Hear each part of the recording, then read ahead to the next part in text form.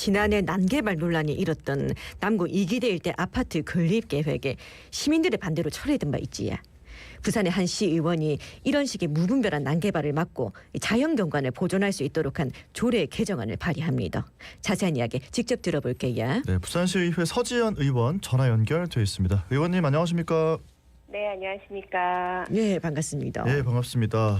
제326회 임시회에서 부산광역시 도시계획 일부 조례 개정안을 발의하겠다 이렇게 밝히셨는데요.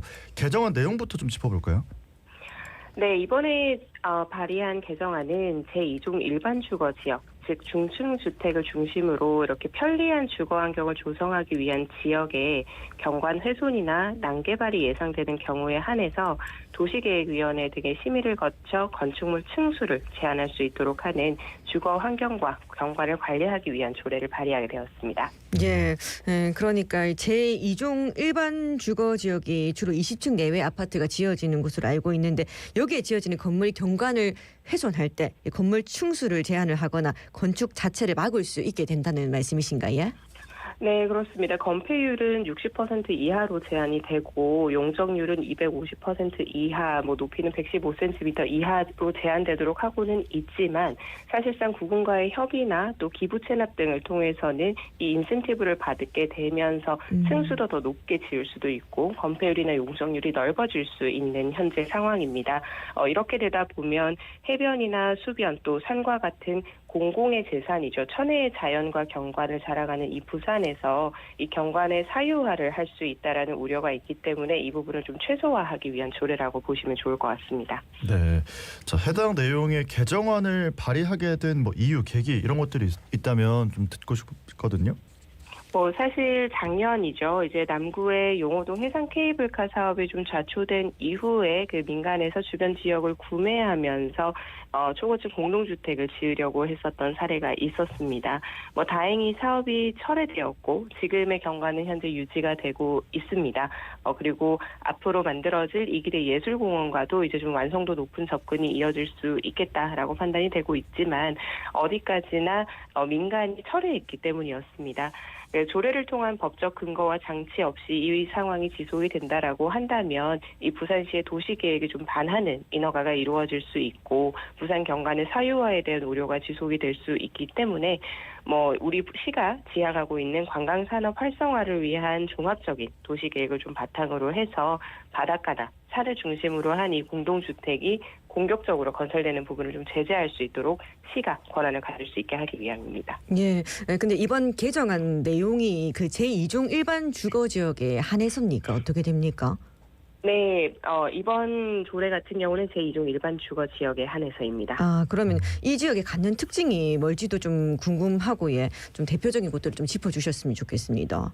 네, 우선 부산은 대부분이 제2종이나 제3종 일반 주거 지역으로 분류가 됩니다. 그러니까 우리 부산의 좀 정겨운 골목길이나 낮은 주택들이 현재 어우러져 있는 곳이라고 보시면 될 것 같습니다.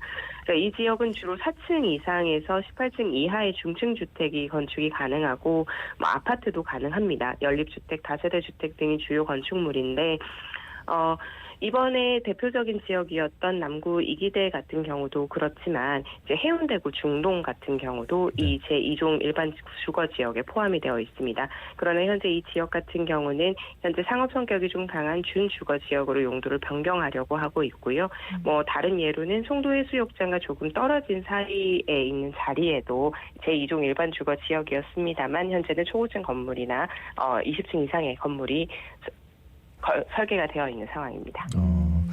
자, 그러면 이번 상임위에서 이제 개정안이 통과를 하게 된다면 기존과 비교했을 때는 어떤 점들이 달라지는 건지 짚어주시면 좋을 것 같거든요. 네, 아무래도 지금까지는 구군이죠. 이제 기초단체에 이제 민간에서 인허가를 받게 되고 그 인허가를 받는 과정에서 일정 심의를 거친 다음 시에서 이제 최종 심의를 보게 되는 상황이었습니다. 그동안은 아무래도 구군의 의견이 아무래도 위임삼으로 들어가 있다 보니 훨씬 존중을 하면서 구군에서 판단했던 위원회만 열리게 되었는데요. 이번 조례안이 통과가 된다라고 한다면 시에서 현재 시행하고 있는 용역 중에 수변이나 연안 관리에 대한 전체적인 도시 계획에 대한 조례를 비교를 해서 어떠한 부분의 경관에 좀 치명적인 그 침해가 있을 수 있다라고 하는 부분에서는 위원회를 열게 되고 거기에 대한 권고사항을 조치를 할 수 있게 됩니다.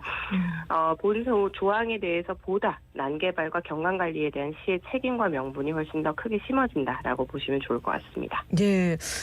그런데 지금 일단 제2종 일반 주거 지역 같은 경우에는 앞서 얘기해 주신 대표적인 곳들을 봤을 때 공원이나 해안 등의 좀 자연 경관 주변에 가장 좀 많이 분포한 걸로 알고 있는데요. 근데 원도심하고 삼북도로 일대 규제가 앞으로 좀 대폭 완화되게 됐는데 여기는 용도 지역이 좀 어떻게 되는지 조례안에 해당이 되는지 이런 부분도 궁금합니다. 어떻습니까? 네, 맞습니다. 원도심과 삼북도로 일대 또한 제2종 혹은 제3종 일반 주거 지역이었습니다. 그러나 이제 용도 지구 계획의 형태로 1972년부터 고도지구로 지정이 되어 왔습니다.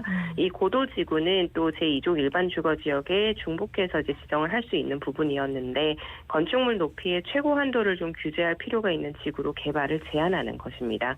하지만 사실은 50여 년이 이제 지난 시점이고 지금 원도심과 삼북도로 일대 같은 경우는 또 인구 소멸 지역으로도 분류가 되면서 원주민들의 자산권에 대한 침해에 대한 문제도 함께 따르고 있는 중입니다. 그러니까 이렇게 인구 구조가 급변하는 사회적 여건 변화가 있는 만큼 좀 유연하게 대처할 수 있어야 한다라고는 생각을 하고요. 이로 인해서 이제 낙후된 주택 일대라도 재개발이나 재건축의 수익성이 일정 부분 좀 보장이 되어야 하지 않나라는 주민 의견이 반영된 것으로 보입니다. 최근 원도심 일대는 사실 고도지구를 좀 제외하고는 초고층 공동주택들이 건설이 되고 있는 상황입니다. 그래서 이에 대한 부분이 좀 연계가 돼야 될 것 같고요. 더해서 부산 북항 통합개발 마스터 플랜에서 제시해온 원도심과 북항을 연계하는 전략축 7개에 대한 계획이 있습니다. 네. 이 전략축에 대한 계획을 좀 훼손을 막아가면서 고일벽을 정비할 필요는 있다라고 생각합니다.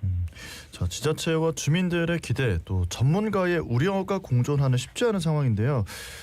원도심 규제 완화 어떻게 보고 계십니까?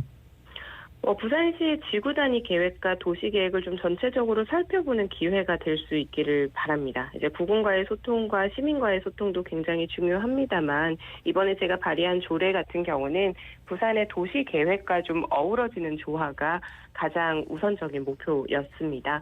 그러니까 질문 주신 원도심 고도 제한 완화 또는 그 지역 단위 여건과의 특성을 고려해서 결국은 그 심의위원회를 거쳐서 해제하거나 혹은 또 규제를 할 수 있도록 하였기 때문에 부산시의 2030 부산도시관리계획 재정비안과 수변관리, 연안관리 등의 이런 용역 결과들을 좀 종합적으로 검토하면 함께 이루어질 수 있다라고 생각합니다. 네, 의원님께서는 지난해부터 이제 경관 보존의 필요성을 좀 제기를 계속 해 오셨는데 이번 개정안 좀 별 무리 없이 잘 통과가 될까요? 어떻게 보십니까?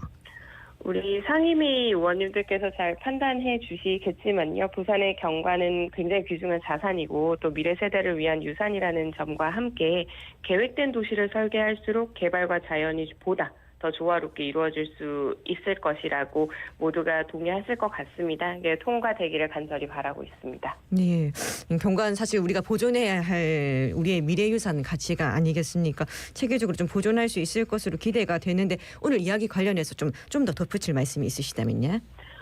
네, 잘 아시다시피 우리 부산의 산업구조는 70% 이상이 관광에서 비롯됩니다. 그리고 이 관광 같은 경우는 중장기적으로는 이제 용복합 관광이나 보다 문화예술 분야에서도 활발해질 것이고 다양한 관광 콘텐츠가 나올 것 같습니다만 가장 기본적으로는 우리 천혜의 자연이 이 관광 산업의 가장 주요한 자원입니다. 신기술을 바탕으로 하는 산업도 육성을 하고 투자 유치도 이루어지고 있지만 당장 우리 부산의 소상공인과 자영업자분들께서 경제 활성화에 대한 체감을 할 수 있는 것은 이 관광이기 때문에요. 보다 이 경관에 대한 귀중한 가치를 함께 공감해 주셨으면 좋겠습니다. 올해 불꽃축제 20주년, 부산국제영화제 30주년, 그리고 페스티벌 10월에 이어서 향후 펼쳐질 부산의 관광산업 확장에 필요한 사업들도 하나하나 만들어가고는 있습니다만 이 가장 큰 자선인 이 자연경관이 사유화보다는 공적 재산으로 함께 가꾸어 갈 수 있도록 시의 역할을 분명히 하고 의회에서도 이렇게 관리하고 있을 테니 믿어봐 주시고 개발과 보존이 공존하는 부산을 지켜봐 주시길 바랍니다. 네, 알겠습니다. 오늘 말씀은 여기까지 듣겠습니다. 고맙습니다. 고맙습니다. 네, 감사합니다. 네, 지금까지 부산시의회 서지연 의원과 이야기 나눠봤습니다. 네, 1부 마치면서 페퍼톤즈의 계절의 끝에서 남겨두고요. 2부에서 기다리고 있겠습니다.